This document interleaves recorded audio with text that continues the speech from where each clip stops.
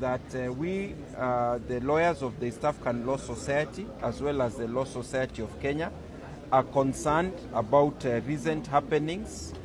in Uganda, where members of the Uganda Law Society, as they are carrying out their job, their duty that is guaranteed under the... Alright, breaking news. Wetuogirira sawa zineno omukulu Lord Mayor Erias Lukwago afunyiwa lawyers okuva mu mawanga ag'enjawulo gamba South Africa, Kenya, South Sudan nabo anasobola okubeera nga mbalaba ate n'ebikonde wali ku kooti Uganda bagambye nedda tugenda n'omuntu waffe Erias Lukwago. Ndowooza tandikirawo n'ebirala bitugenda okubeera nga tubibaplayingira mu maaso awo. Gw'omulabe waffe atasobodde okubanga otuukayo ku kooti guno gwe mulimu gwaffe okubanga tubikutuusaako ebibadde ku kooti era mu mbeera eyo ndowooza kantuuse okusaba kwaffe ate n'abakusubscribinga abe nga subscribinga kubanga ebintu nga bino ffe wano ogenda okukola ki okubisanga ekikonde ku kooti no kinyokedde ddala kibadde kiva ku ki Erias Lukwago bw'abadde atuusibwa ku kooti ajidde wakati mu bukuumi obw'ekitaliimu n'emmotoka bamuleetedde mu ya bulletproof we bangambye badde nga abaleeta ex-convict oba terrorist. Engeri gye bamulese ku kooti tekisanyusiza abantu ate n'engeri gyekiri nti abantu badde babagaana okuba nti bayingira balabe ekiki omulamuzi kati kye neewuunya ku bana abasajja video bagitweleka like esobola yange etambula ku speed ekineewuunyisa nti no omukulu omuloodi Erias Lukwago we yali yeewaayo tiyalaga any sign of resistance towards the special forces command kama amagye ga SFC basinga we bakola ki categorizing tiyalaga any sign of what resistance kati lwaki wano mu kooti balaga nti no musajja kyayika badde mutujju nnyo baleesa amagye Uganda prison military ate ne bamuleetera ku mpingu. What are they trying to portray to the people or to the public? Nze ndowooza eyo mbeera yonna eriwo yakutiisa tisolaba Okello yatta abantu ono teyatta muntu naye Okello bamuleeta nga he's a free man wabula Erias Lukwago emundu ezimubaddeko zibadde nyingi empingo ku mukono aze bw'ati abantu tokanga yeewaayo mu bulungi naye ekibuuzo kiri nti is it right actually okuba nti omuntu ali down to earth oba omuntu asazeewo okuba nti yeewaayo n'embeera nange omulabyeko bw'abadde afaanana bujjo simanyi nakumanya nti no Erias Lukwago alina embi. Erias Lukwago embeera ye si nnungi yeetagira ddala essaala n'embeera gyemanya akawunga mukyala we yagamba mbu Erias Lukwago abadde ku prescribed diet nti byalya biba birondemu wabula katanda eruzira situwa nti embeera gye bamuyisaamu akawunga ako olaba n'obeera ng'oli mulwadde wa diabetes bagamba akawunga oba ekintu kyonna ekirimu carbohydrates oba olina okukola ki oba olina okyewala naye kati omukulu kalina okulya alya ebijanjalo bya boiro. Oh my God, lwaki tebamuleka waki bagenda bamusibire mu ddwaliro ekika ekimanyi sobola obbawa room baba bamuteeka bamuconfining bamuleke lwaki okusinziira ku profile gy'alina naye bandibadde bamukolera house arrest tulabyeko abakulu abalala be bakutte house arrest nawulyako munanitamu nga ali mu house arrest Erias Lukwago profile ye is a big person naye bandibadde bakola ki bamuteeka mu house arrest. Omukulu sonyiwa omuloodi musonyiwe amaanyi gwagayina ekyo twakikkiriza amaanyi agayina kimu akiyina n'emmundu zonna nengoloza Joel Ssenyonyi ne Ssemujju banaawona byendabyo olunaku olwaleero ebyaddala badde ngamba nti no okusinziira embeera bweri mu kutambula mu ggwanga ne ku kooti wali Joel Ssenyonyi ne mukulu Ssemujju Ngandi era bo sinabalabako simanyi oba ekituufu kyo bajja kujja na mu kooti naye abo bakwata ne bakuteekamu directive bidero mande babakwata ne bagamba kumawo nga lumu nga bbiri n'okomona gamba ko omusango wegutebwegute wabula tondowooza twongere okusabira Erias Lukwago omulamuzi atudde mu musango guno abeere ow'ekisa asobole okubanga asalisa obwenkanya katuyeri tiri bwenkanya naye era Katonda yasinga okumanya asobole wakiri newamukkiriza n'amuwaayo agende ku medical assistance ne treatment akirize wabaganya okubanga amuwa bail at least amuwe that privilege abasawo basobola okubanga bakola ki bamutuukako bano banga abasirikale n'abasirikale baba bagenda kusiba no batuuka line no balaga gwe tolina buzibu tebakuba jeke bagikuba yakoze ki Kwago he was so submissive really yetaga kusaako maanyi even n'embeera gye bamuleeteddemu yadde teyetagisa awo nyini njagala musiko mulabe video ku bice bigenda maaso wano oba wali mu kooti emakindi ku musango gw'omukulu Elias Lukwago. Tupulira ebirozo biri mu comment section olowooza omukulu Joel Ssenyonyi ne munne Ssemujju Nganda banasobola okubeera nga basimatuka omukulu General Muhoozi Kainerugaba. Tupulira mu comment section chokolabe that we, the lawyers of the East African Law Society, as well as the Law Society of Kenya, are concerned about recent happenings in Uganda, where members of the Uganda Law Society, as they are carrying out their job, their duty that is guaranteed under the Constitution, to represent any person who is charged in a court of law, have themselves become target of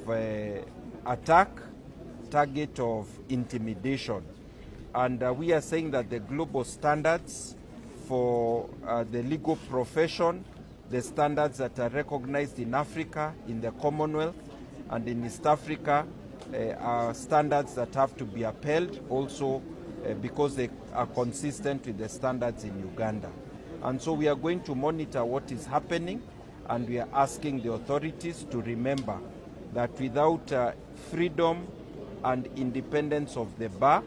the freedom and independence of the citizen cannot be guaranteed.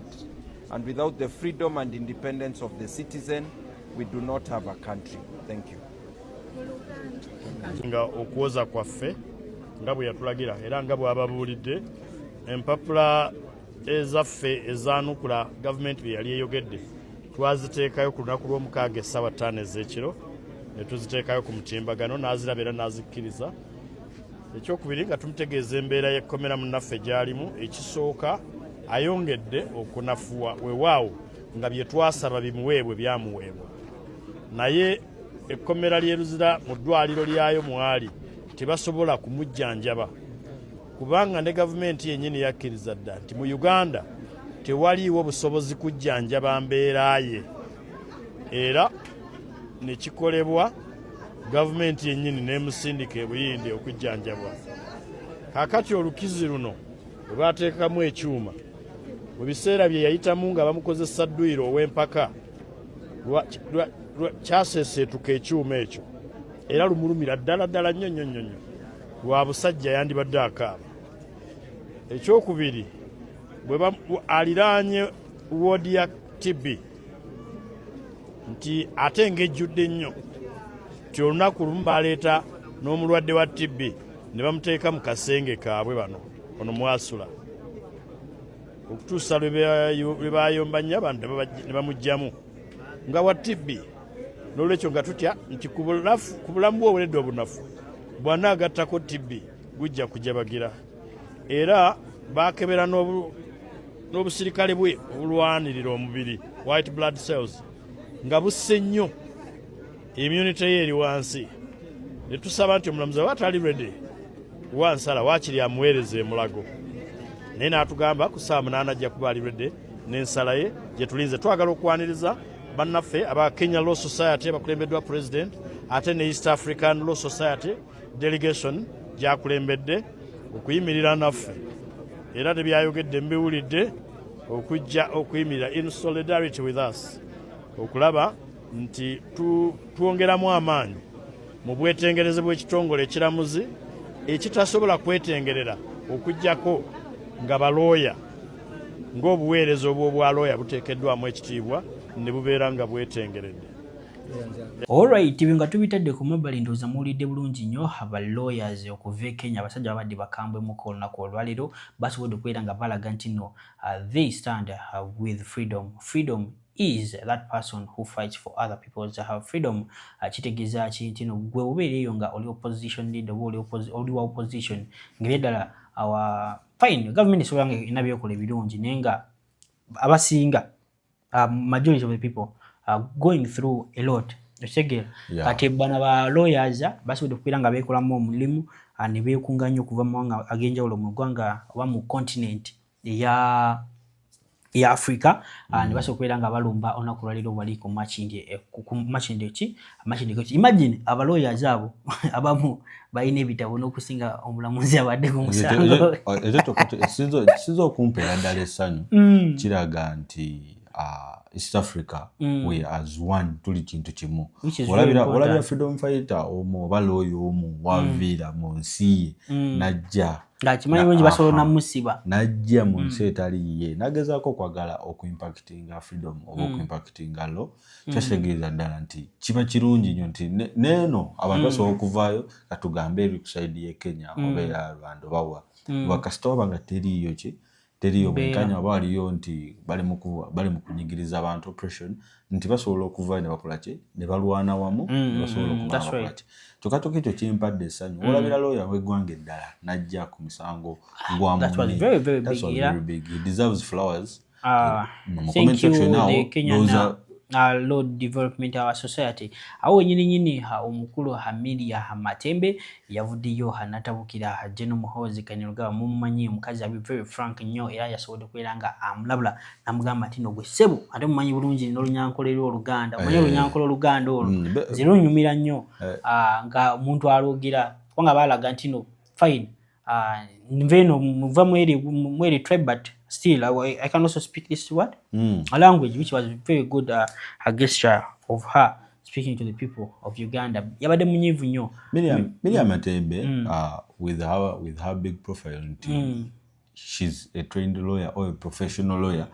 ate mulwanyizi wa human rights I'm very sure and he's well versed with the law amanye teeka so okuvaayo n'atandika okuba ebituli mu General Muhoozi amanyi kyakola ki abamanyi kyakola abalabi baffe mugenda bwa mutugula ebibazo mu comment section mulowooza Miriam Matembe anaasimattuka omusajja General Muhoozi Kainerugaba vidiyo wagiraba endowooza mukazi yabadde munyiivu nga atabukira nno musajja njagala okubuuza simanyi Miriam Matembe waakola ki amanyi waali wennyini nsi kigyalimu kubanga ali mu Uganda nno era ddala mukazi munyiivu maanya alina kuba bali mu Uganda n'abanga ayogera manyi Abaganda bagamba onyigiriza nnyo ennyindo gireetwa omusaayi kitegeeza naye akoze byakoze omukazi oyo oba omutunulidde awo oba olabye profile ye she has worked alina ssente alina mayumba alina faamo she has almost everything kati wali abantu abamu nga bo kibaluma okulaba abalala nga bakola ki babonaabona babanyigirizibwa because she has been one of those human rights activists bitwali tulabika bamaanyi mu Africa kati wala oli nga abona though ava mu Western Uganda yadde bagamba Western Uganda babiri kibi she has showed you that ye already okubeera nga standing kyo kiri eri kyekugamba nti no David Lewis Lubongoya asobola ofuna omulimu mu State House ya President Kaguta Museveni naye yasalawo asitikingewa goli okufuna omulimu David Lewis Lubongoya asomedde ku scholarship ya government State House nga ye musomesa Harvard University kyategeeza ekyo kyokka okuba nti he was privileged okufuna scholarship okuvira ddala direct mu State House kikulagira ddala nti even his job bali basobola okukola ki basobola okuba nga bamuwa naye olwokusalawo kwe nti abantu bamu bayita mu bulumi nawe ne balaba abantu anagamba nze nedda nti obeera ne ssente naye kigenda mirembe kyekikulu kati bana bakazi abavuddeyo ne bakola ki ne balaga obusungu bwabwe basala bireete kizaso one of the batono ekituufu kyo batono nnyo abavaayo ne basobola musooke mumuwulirize mutugambe drone ki gye bagenda omusindikira General Muhoozi Kainerugaba kala ki gye bagenda omuteekamu kubanga ebigambo byabadde very harsh and direct to the person gamba ntino precision shots olaba video nomulyawo anite Muhoozi alwanyisa corruption agirwanisa bonna babadde bonna nomanyi lwaki bamukwata ne bamukola bye bamukola ne bamuswaza kubanga plani yabwe gye babaddeko baagala kukyusa amateeka mu Uganda bagire ngu paramenti yebeeronda memba wa president kati bategese Muhoozi we baagala kulonda naye bagenda kulaba Anita Among power gyayina watuuse bwe babikyusa Anita Among ajja kwesimba na Muhoozi amusinge bwe bakiraba Abannayuganda batakaraba kintu ekyo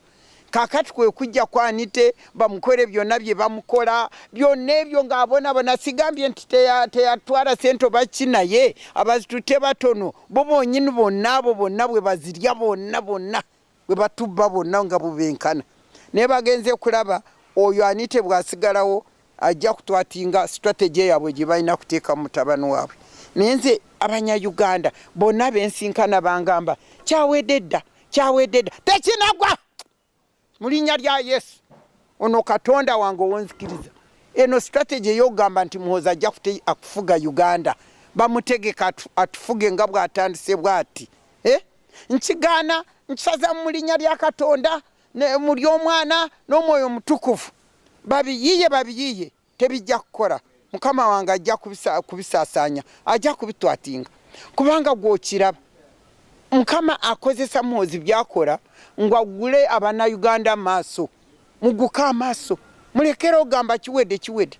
namulaba ngwagamba nti bonna banayogera banandaba ajja linye wano ewange walabyewo fensi teri fensi eriwo naye alinyewo arabe bamalayika bange bwe bajje kye banamukola kati bwayogera abantu bonna bagenda ne baba ng'obubwa bundamye wansi n'abakulu bonna ne judiciary ne poliisi nze sinaraba mpozi kubanga simanyi kusoma social media sinaraba apart from law society njagala kwebaza law society njagala kukubira omulanga abakazi beyitibwa women's movement mwabakyala